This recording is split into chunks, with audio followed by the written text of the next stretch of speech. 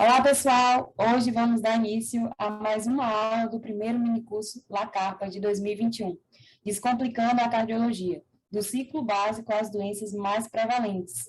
Me chamo Nayara e sou presidente da Liga Acadêmica de Cardiologia de Palafox. Oi, pessoal, tudo bem? Eu sou o Victor Rayan e sou o diretor de ensino da Liga. Hoje vamos dar início à aula 6, que é referente à doença arterial coronariana, pincelando sobre dislipidemia e aterosclerose.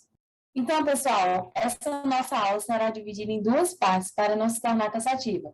Não se esqueça de anotar as palavras-chave para colocar no formulário de presença que está disponível na descrição desse vídeo. Lembre-se também que vamos ter uma live com o professor essa semana para tirar todas as dúvidas. Bem, pessoal, agora vamos dar início à parte 1 da nossa aula, falando um pouco sobre dislipidemias. Primeiramente, é importante a gente revisar sobre os lipídios e as lipoproteínas, né? Sabendo que eles vão ser peças-chaves para a correta compreensão de todo esse processo das dislipidemias, né? Então, para iniciar, a gente vai ressaltar que biologicamente existem 4 lipídios mais relevantes. São eles o colesterol, os triglicerídeos, os fosfolipídios e também os ácidos graxos. O colesterol, ele apresenta algumas funções importantes no organismo, né? Ele pode se comportar como precursor de hormônios esteroides, na formação dos ácidos biliares e também da vitamina D. E, na verdade, a vitamina D acaba se comportando como um hormônio também. Além disso, esse colesterol ele também está relacionado com a formação da membrana plasmática, né? Ele vai atuar nessa composição da membrana plasmática, principalmente na fluidez dessas membranas. Já quanto aos triglicerídeos, a gente tem que eles vão ser uma das formas de armazenamento energético mais importantes do nosso organismo. E eles também podem ser chamados de triacilgliceróis, justamente porque eles são formados por uma molécula de glicerol e 3 moléculas de ácidos graxos, né? Esses ácidos graxos, lembrando que eles vão ter uma importância fundamental no metabolismo energético de vários tecidos do organismo. Além disso, como ponto fundamental, a gente pode destacar que esses ácidos graxos eles podem ser classificados quanto à presença de ligações duplas dentro na estrutura desses ácidos graxos, né, eles podem ser classificados como saturados ou insaturados. Aqueles que possuem pelo menos uma ligação dupla são insaturados, e os que apresentam apenas ligações simples são saturados. Por fim, a gente tem os fosfolipídios. Eles vão ser importantes porque eles formam a estrutura básica das membranas celulares. Um pouquinho semelhante ao que a gente viu quanto ao colesterol, mas a diferença é que aqui ele tem uma função mais estrutural, não atua tanto nessa fluidez das membranas. Dando continuidade, já falando um pouco melhor sobre as lipoproteínas, o SOCESP ele vai definir essas lipoproteínas como sendo estruturas esféricas compostas por lipídios e proteínas, denominadas apolipoproteínas ou simplesmente apoproteínas. E a gente usa também a forma abreviada que é APO, e no plural, como está aqui, APOS. Essas apolipoproteínas elas são importantes porque elas vão atuar tanto como alvo de receptores celulares, como também como ativadores enzimáticos.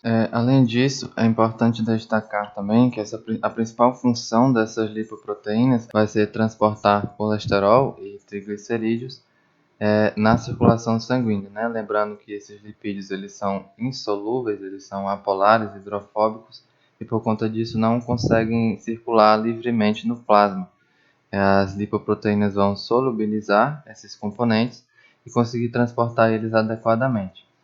Aí, ainda quanto de acordo com o SOCESP, né, essas lipoproteínas elas podem ser classificadas em 4 classes divididas em 2 grupos. O primeiro grupo seria o grupo dos que transportam triglicerídeos.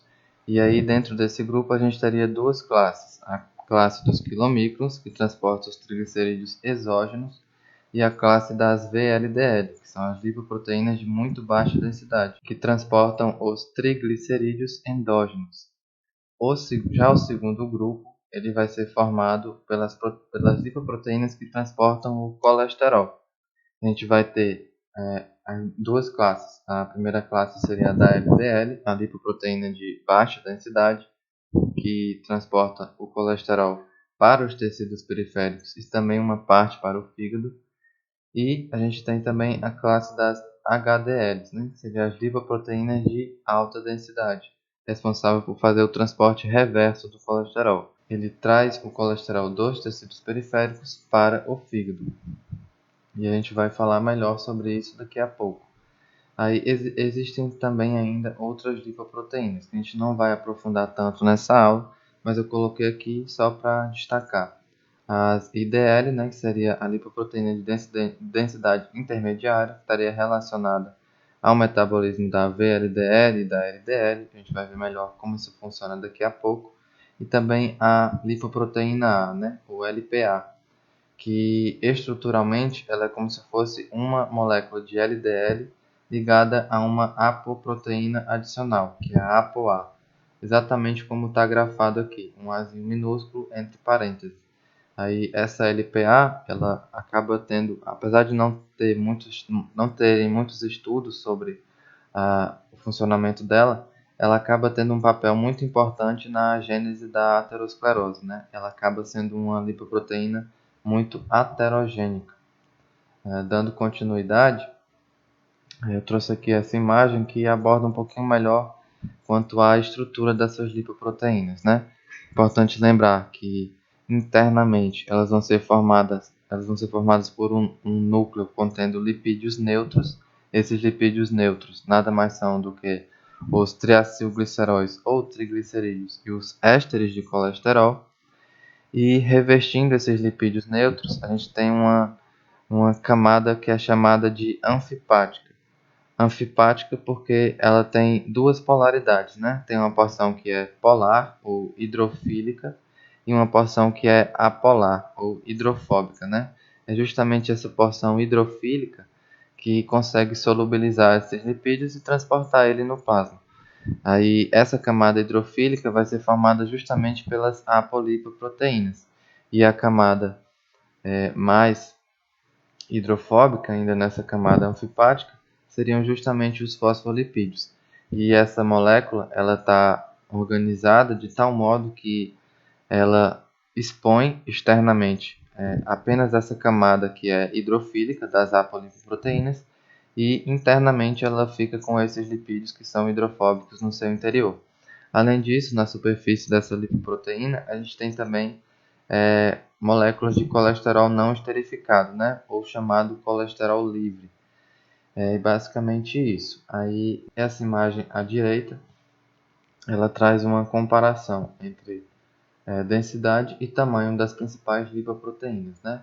Primeiramente, a gente vai ter aqui os quilomicrons com o maior tamanho e, ao mesmo tempo, a menor densidade, sendo que eles são formados majoritariamente por triglicerídeos. E a gente vai ter também, posteriormente, a VLDL, já tem uma densidade maior e um tamanho mais reduzido, mas ainda é formada majoritariamente por triglicerídeos. Depois a LDL aumenta a densidade, diminui o tamanho e praticamente não tem mais triglicerídeos. É formada majoritariamente por colesterol e ésteres de colesterol. Por fim, a gente tem a HDL, que vai ser a lipoproteína de maior densidade e ao mesmo tempo de menor tamanho. E ela vai ser formada majoritariamente por apolipoproteínas. Dando continuidade, falando um pouquinho mais aprofundado sobre cada uma dessas lipoproteínas, a gente tem os quilomicrons, que essa imagem à direita ela mostra, só para especificar um pouco mais, que a composição dele é de 90% de triglicerídeos e o restante daquelas outros componentes, né? A proteína, fosfolipídios e o colesterol com seus ésteres de colesterol. Esses quilomicros eles são formados nas células da mucosa intestinal, ou seja, nos enterócitos. Eles vão possuir a ApoB48, que é chamada também de ApoB100 truncada, justamente porque essa apolipoproteína ela é formada pelo mesmo gene que forma a ApoB100, só que esse gene só expresso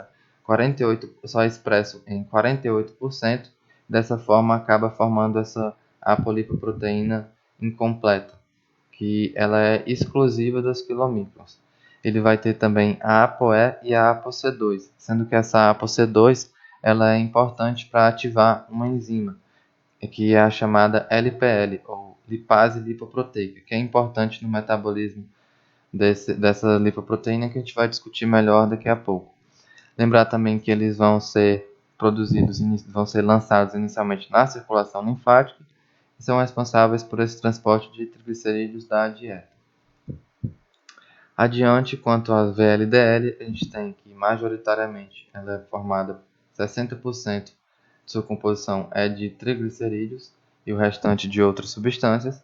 Elas vão ser produzidas no fígado, já passam a expressar a ApoB100, possuem também a ApoE, a ApoC2 e a ApoC3. Só também destacando que essa ApoC3 ela tem uma função inversa da ApoC2, ela acaba inibindo a lipase lipoproteica. E a VLDL já é lançada na circulação sanguínea periférica e é responsável por esse transporte de triglicerídeos endógenos. Continuando, a gente tem a LDL, que vai ser formada, ela é formada majoritariamente por colesterol e seus ésteres e o restante de outras substâncias. Ela vai ser formada pelo catabolismo das VLDLs, possui como apolipoproteína principal a ApoB100 e vai apresentar um processo chamado de endocitose mediada por receptor. A gente vai explicar ele melhor daqui a pouco. Ela também vai ser responsável pelo transporte de colesterol, né? Lembrar também que esse processo de endocitose mediada por receptor, ele também vai ocorrer com os quilomicrons. Então, quando a gente explicar uma vez, já vai servir para os dois. Dando continuidade, a gente tem por último a HDL, que majoritariamente, em cerca de 40% de sua composição, é formada por apolipoproteínas. Elas vão ser formadas no fígado, no intestino e na circulação. Na verdade, sendo um pouco mais específico, né, esse dado é o que a SOCESP traz. Mas, segundo o Ferrier, 2019, a HDL ela vai ser formada, primeiramente, o fígado e o intestino eles vão produzir a ApoA1. Essa ApoA1 vai ser lançada na circulação e depois que essa ApoA1 acumular lipídios, ela vai ser chamada então de HDL, mais especificamente HDL nascente. Mas dando continuidade, ela vai ser formada então principalmente por essa ApoA1, é a principal apolipoproteína do HDL, também por ApoA2 e diversas outras apolipoproteínas. Por isso, ela é também conhecida como um reservatório de apolipoproteínas, porque ela transfere essas apos para outras lipoproteínas durante o metabolismo, né? Por fim, ela vai ser responsável pelo transporte reverso de colesterol.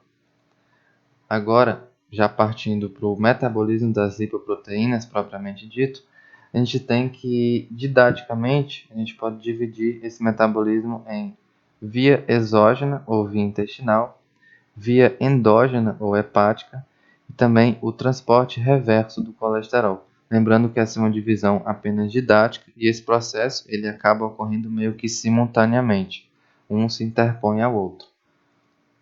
Agora, partindo para essa via exógena ou intestinal, explicando melhor como ocorre, vamos lá do início. Lá no intestino delgado, os triglicerídeos da dieta, né, triglicerídeos exógenos, eles vão ser utilizados pelas células do intestino delgado, né, mais precisamente os enterócitos, e vão ser conjugados junto com a apolipoproteína B48 para poder formar os quilomicrons. E lembrando que nesse início, esses quilomicrons são chamados de quilomicron nascente, porque eles possuem apenas a ApoB48 e são funcionalmente incompletos. Eles são lançados na circulação linfática, chegam até o ducto torácico, que é o principal vaso linfático do organismo, e vão drenar para a circulação sanguínea no ângulo venoso esquerdo, que é formado pela junção da veia jugular interna esquerda com a veia subclávia esquerda. Uma vez que esses quilomicrons nascentes estão na circulação periférica, eles podem interagir com as HDLs e a partir daí incorporar ApoC2 e ApoE à sua estrutura. Dessa forma, eles vão formar um quilomicron já completo, né? esse quilomicron completo ele vai passar para os capilares de diversos tecidos, mas principalmente de 3 tecidos: o tecido adiposo, o tecido muscular estriado esquelético e o tecido muscular estriado cardíaco. Nesses tecidos, esses quilomicros vão sofrer a ação de uma enzima, né? Aquela que eu já havia mencionado, a lipase lipoproteica, ou LPL, que vai ser ativada justamente pela ApoC2.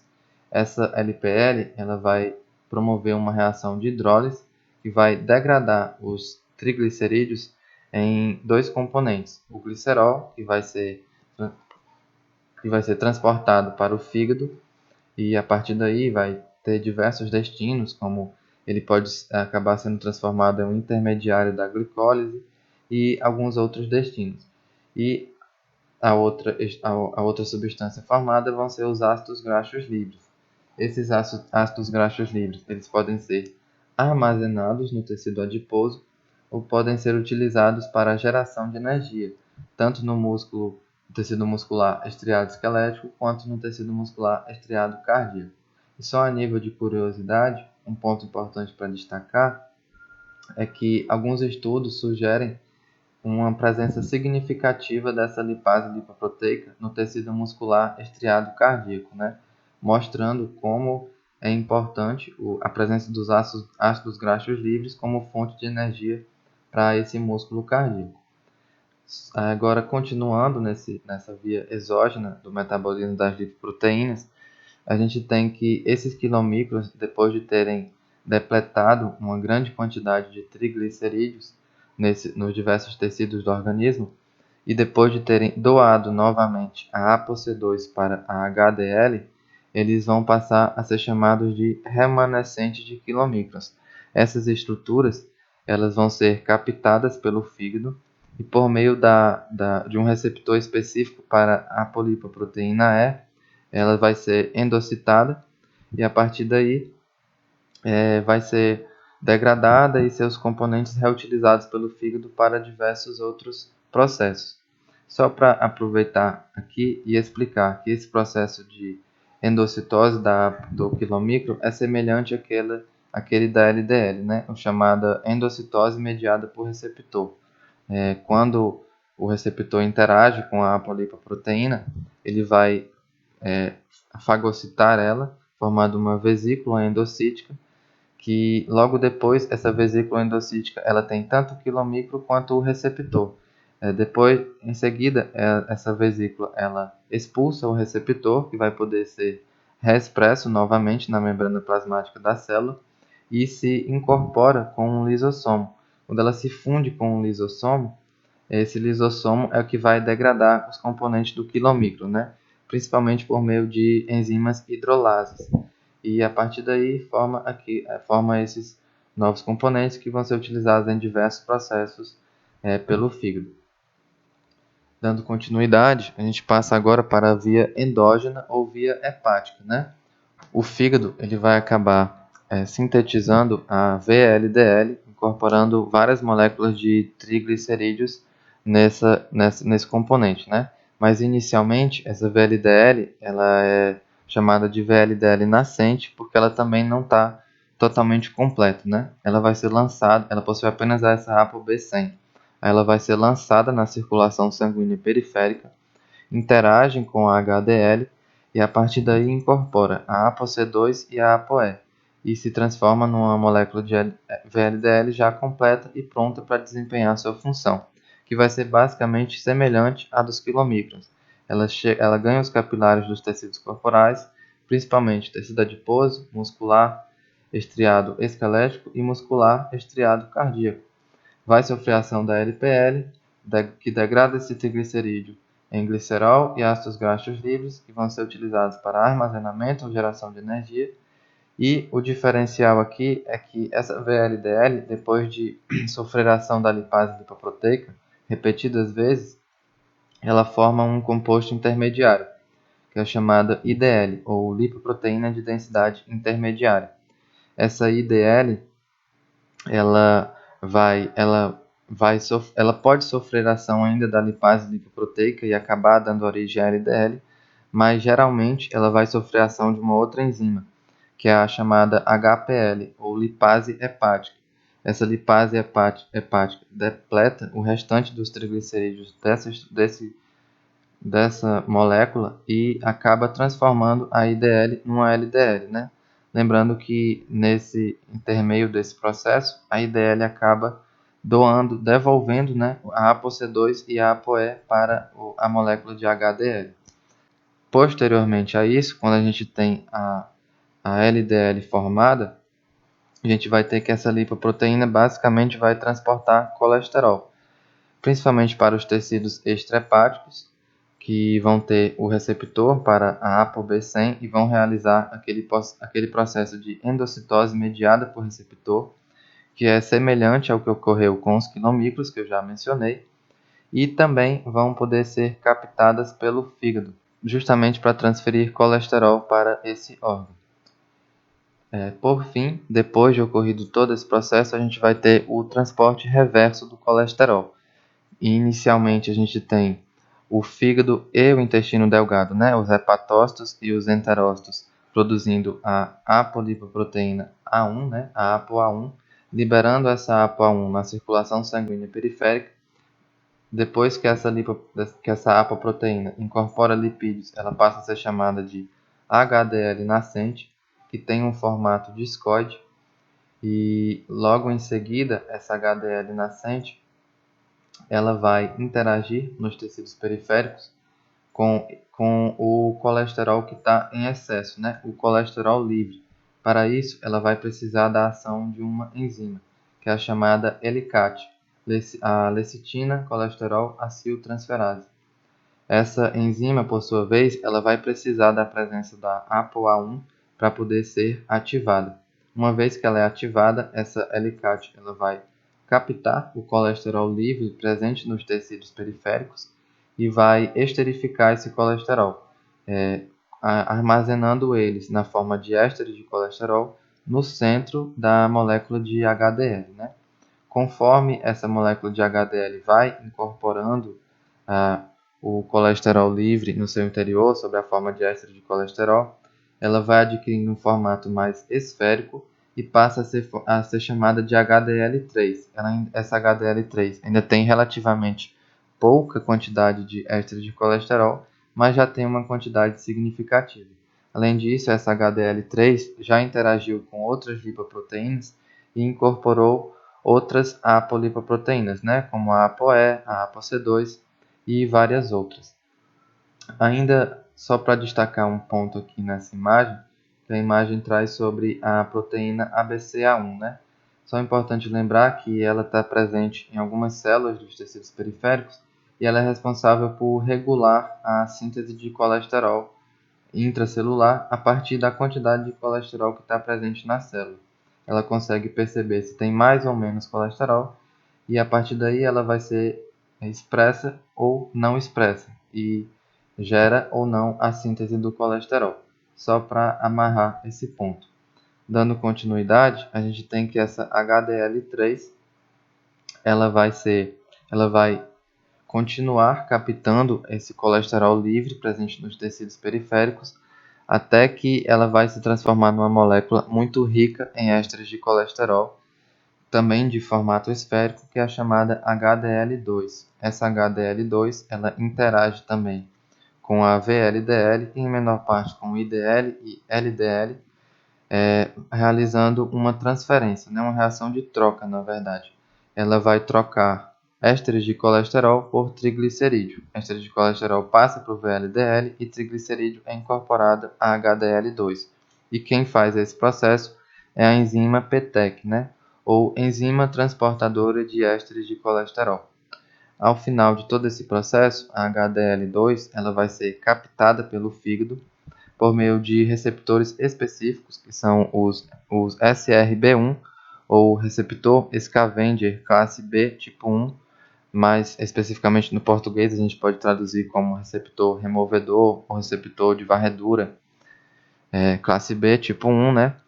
Esse receptor ele vai captar o colesterol e os ésteres de colesterol dessa HDL, para o fígado. E é por isso que a gente chama isso de transporte reverso do colesterol, né? Enquanto a LDL estava transportando o colesterol do fígado para os tecidos periféricos, a HDL vai transportar o colesterol dos tecidos periféricos para o fígado. E é por isso também que a gente chama essa HDL de bom colesterol, né? No popular a gente chama assim. E também chama a LDL de colesterol ruim ou mau colesterol, por conta desse mecanismo. Além disso, só para destacar que essa HDL2 ela pode sofrer a ação da lipase hepática e voltar a ser uma molécula de HDL3, né? Aí ela vai captar novos componentes de colesterol livre dos tecidos periféricos até se transformar de novo numa HDL2 e assim por diante. Agora, para finalizar, vamos resumir tudo isso que eu falei aqui, tentar sintetizar tudo isso em apenas uma imagem. Essa imagem eu retirei ela da Diretriz Brasileira de Dislipidemias de 2017, né? Na verdade, atualização dessa diretriz, que é de 2017, e ela traz uma síntese muito boa do que a gente já discutiu até agora. Então, vamos lá. Para sintetizar, primeiramente, triglicerídeos lá no intestino, triglicerídeos da dieta. No intestino, nos enterócitos, vão ser utilizados para formar o quilomicron. Esse quilomicron vai, primeiramente, ser lançado na circulação linfática, depois ganha a circulação periférica. Na circulação periférica, vai sofrer a ação da LPL, a lipase lipoproteica, em diversos tecidos, sendo três principais: tecido adiposo, músculo esquelético e músculo cardíaco. Essa LPL degrada o triglicerídeo e libera ácidos graxos livres para esses tecidos. Quando muito triglicerídeo é depletado do quilomicro, a gente vai ter a formação dos remanescentes de quilomicron. Esses remanescentes são captados pelo fígado por meio de receptores da ApoE, realiza a endocitose mediada por receptores e depois esses remanescentes são degradados e os componentes restantes são utilizados pelo fígado para diversos processos. Posteriormente, o fígado vai sintetizar novos triglicerídeos e, a partir daí, utilizar esses triglicerídeos para incorporar na síntese da molécula da lipoproteína de VLDL, né? Essa VLDL vai ser lançada diretamente na circulação sanguínea e vai ser responsável por esse transporte endógeno de triglicerídeos, né? E é basicamente muito semelhante aos quilomicrons. Vai para os tecidos periféricos, principalmente tecido adiposo, músculo cardíaco e músculo esquelético, sofre a ação da LPL e vai formar um composto intermediário, que é o IDL, lipoproteína de densidade intermediária. Essa IDL vai sofrer a ação lá no fígado da HPL, que é a lipase hepática, e a partir daí vai dar origem à LDL. Uma vez formada, essa LDL vai transportar o colesterol que tinha sido produzido inicialmente lá no fígado para os tecidos periféricos.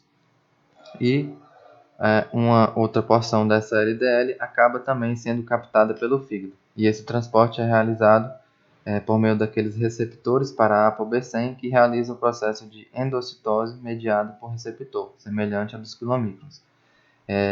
Por fim, a gente vai ter a HDL realizando o transporte reverso do colesterol. A HDL é produzida pelo fígado e pelo intestino delgado, né, produzida a APA1, e lá na circulação sanguínea é formada a HDL. Essa HDL, por meio da enzima LCAT, lecitina colesterol aciltransferase, vai captar o colesterol livre dos tecidos periféricos e incorporar na forma de ésteres de colesterol nessa molécula de HDL e vai levar esses componentes até o fígado para que o fígado possa utilizar esses componentes para diversos outros processos. Por fim, só para destacar aqui a ação da CETP, né, que é a proteína transportadora de ésteres de colesterol. Lembrar que o HDL interage com o VLDL, fazendo uma troca. O HDL transfere ésteres de colesterol para o VLDL e o VLDL transfere triglicerídeos para o HDL. Quanto ao metabolismo das lipoproteínas, era basicamente isso que a gente tinha para passar para vocês. Dislipidemia. O termo dislipidemia e dislipoproteinemia refletem distúrbios das vias de transporte dos lipídios e lipoproteínas, associados à doença arterial, de forma mais apropriada do que o termo anteriormente utilizado, que seria hiperlipidemia. A dislipidemia vai englobar alterações frequentes na prática clínica, como níveis baixos de colesterol da lipoproteína de alta densidade, que é HDL, e elevados de triglicerídeo, como o nível médio de colesterol plasmático total normal. A dislipidemia também pode incluir elevações da lipoproteína LPA e alterações genéticas ou adquiridas raras do metabolismo lipoproteico. Algumas doenças raras do metabolismo lipoproteico podem provocar manifestações clínicas notórias, mas as dislipoproteinemias mais frequentes por si só raramente são sintomáticas ou produzem sinais evidentes ao exame físico, necessitando de testes laboratoriais para serem detectadas. Então, o reconhecimento e o tratamento adequado das dislipoproteinemia pode reduzir as taxas de mortalidade global e cardiovascular. Em relação à classificação das dislipidemias, a gente sabe que a dislipidemia ou o distúrbio do metabolismo dos lipídios e das lipoproteínas podem ser de origem genética ou ambiental. Assim, a gente pode ter a primeira classificação, que é a classificação etiológica, né? Porque ela pode ter causa primária, né, em decorrência de defeito durante a formação das lipoproteínas, do transporte ou catabolismo, né?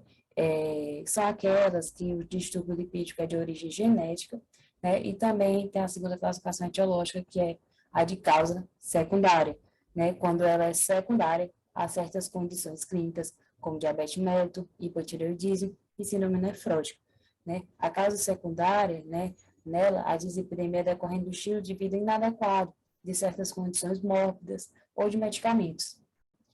A segunda classificação é a classificação laboratorial, né? Na classificação laboratorial, a gente sabe que nela eu tenho a hipercolesterolemia isolada, que é quando eu vou ter o aumento isolado do LDL, né? Quando ele é maior ou igual a 160 miligramas por decilitro.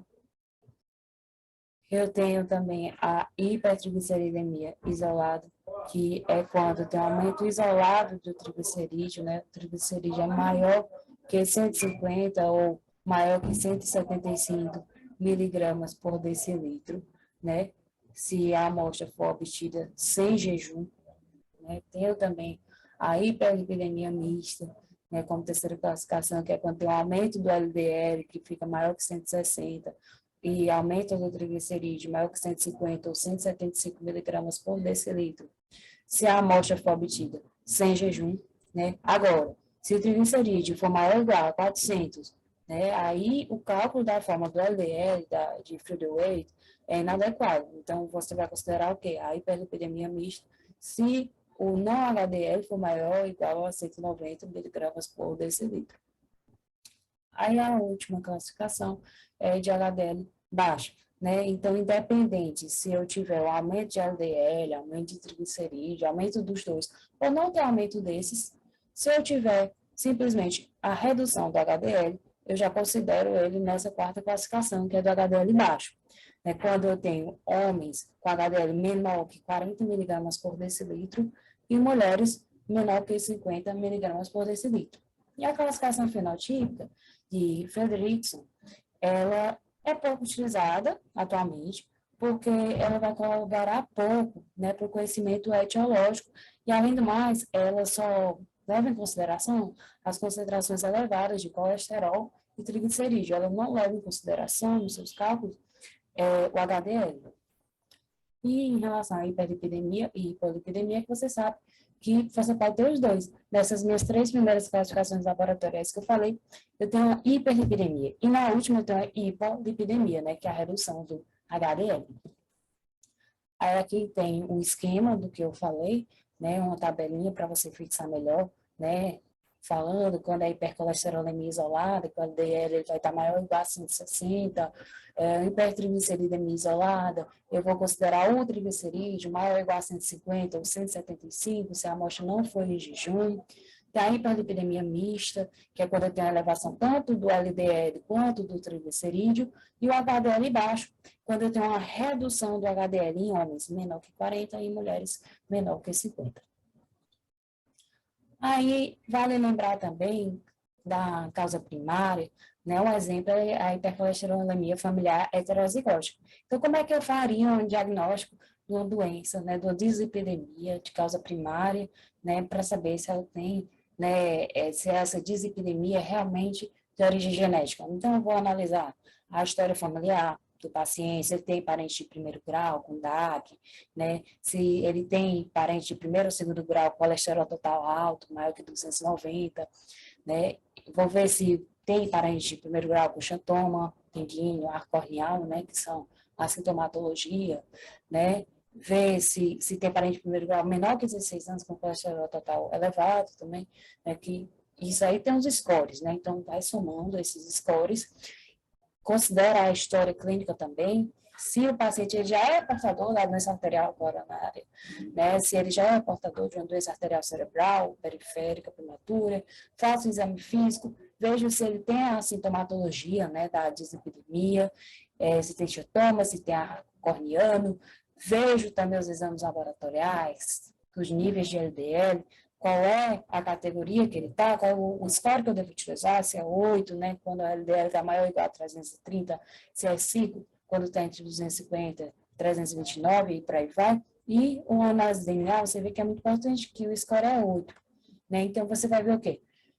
Se tem a presença da mutação no gene do receptor do LDL, no ApoB100 e da PCSK9. Então, você vai ver isso e aí você vai somar esses scores e saber se tem um diagnóstico de certeza. Quando o score ele é maior que 8 pontos. Quando o score ele vai ter uma probabilidade aumentada de 6 a 7 pontos. Quando tem apenas uma possibilidade, quando tem de 3 a 5 pontos. Em relação ao tratamento, eu posso dividir o tratamento em não medicamentoso e medicamentoso. Além disso, eu posso dividir o não medicamentoso em não medicamentoso para hipercolesterolemia e não medicamentoso para hipertrigliceridemia. Não, os tratamentos das dislipidemias, no geral, você tem que saber que vai precisar haver uma mudança no estilo de vida. Então, eu tento introduzir naquele paciente o tratamento não medicamentoso no início, dependendo do seu grau, do seu risco cardiovascular. Então, introduzo esse não medicamentoso. Se o paciente ainda continuar com aquele nível elevado, aí que eu vou entrar no medicamentoso, e aí eu vou explicar direitinho isso. Então, o tratamento não medicamentoso para hipercolesterolemia vai envolver o quê? Terapia nutricional, substituição dos ácidos graxos saturados por monopoliinsaturados, que seria o ômega 3, redução do ácido graxo trans e redução do colesterol na alimentação. Em relação ao tratamento não medicamentoso para hipertrigliceridemia, você vê que tem uma gama de fatores que você pode fazer alterações para diminuir esse nível plasmático de triglicerídeo. Então, você vem também com a terapia nutricional, controle de peso corporal, redução da bebida alcoólica, de açúcar, de carboidrato, substituição do ácido graxo saturado por monopoliinsaturado, né, o ômega 3, né, uso de fitoesteróis, proteína de soja, fibras solúveis, probiótico, tudo englobando, né, na alimentação, na nutrição, né? Então, probiótico, você sabe, estudos vêm sendo feitos, mostrando também, indicando que a utilização do probiótico pode reduzir os níveis plasmáticos de triglicerídeo, né? Então, a mudança no estilo de vida, né, que engloba todo esse tratamento não medicamentoso, né, um fator muito importante. Realização de atividade física e cessação do tabagismo. Agora, em relação ao tratamento medicamentoso, eu tenho que levar em consideração o risco cardiovascular do paciente. Né? Por quê? O paciente que ele tem um alto risco, ou muito alto risco cardiovascular, o tratamento para dislipidemia, ele já vem com medicamento. Então, vem o medicamento mais a mudança no estilo de vida.